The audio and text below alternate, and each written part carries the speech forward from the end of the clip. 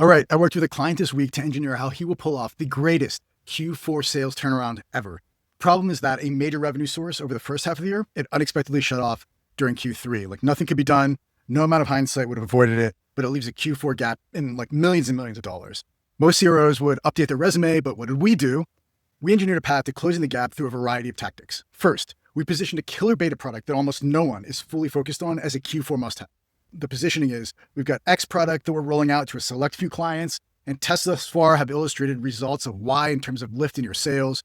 That's where we started. 2, we created a legit offer. It sounds like if you commit X hundreds of thousands of dollars in Q4 spend to us over the next 30 days, you'll get Y% off, and we'll throw in this additional deliverable, a X hundreds of thousands of dollar value included at no cost. B2C companies are great at this. B2B companies just aren't, and that's a whole nother topic, but we've done that. We created an offer. Next, we selected the largest late stage deals in the pipeline to position this as an add-on upsell. These are prospects that are essentially going to close, and we're saying, hey, we'd be irresponsible if we didn't mention this. Again, great B2C companies do this. You're about to buy a dress shirt, and before checkout, you get offered the dress pants to go with it. These are prospects with the ability to spend. They just need a reason to spend a bit more. Hell, the hardest part of the sale is already out of the way. So let's go and add it on. Then we created a target list of the rest of the clients, not the late stage prospects, but all the rest of the existing clients that make the most sense for the entire sales org to go and take this offer to. And we're going to manage the hell out of that, but I'll get to that later. Fifth, we also designed a channel play where he'll go to 2 other sales orgs that they often partner with, and they'll propose a motion whereby having those other 2 teams include this offer in their Q4 sales efforts will most likely help that sales org close even more of their deals. It's a win-win.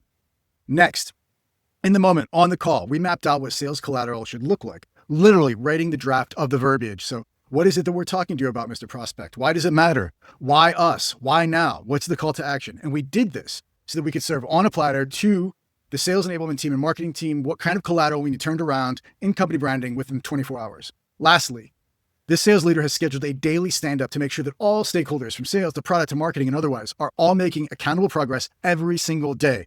By the way, that last strategy alone, the daily stand-up, on another initiative over the last 20 days, he's applied this and it's added $1 million of weighted pipeline into his Q forecast already. The visibility, the energy, the accountability of a daily stand-up cannot be underestimated. This sales leader is going to create the greatest Q4 turnaround that I've ever seen. I'm confident of it. How do I know? We ran the math. If even a handful of prospects bite on this offer, he's going to close that gaping hole in Q4 that was unexpectedly created back in Q3. He's going to do this. I know it. He just needed a clear, incredible, and compelling strategy. And guess what? We literally built this in less than an hour with zero planning. This is what partnering with RevX is like. So if you're a CRO and need an operating partner to work with you in the same capacity to chart the path for massive results, give us a shout. Let's give you the most killer Q4 or launch you into an amazing Q1. Cheers.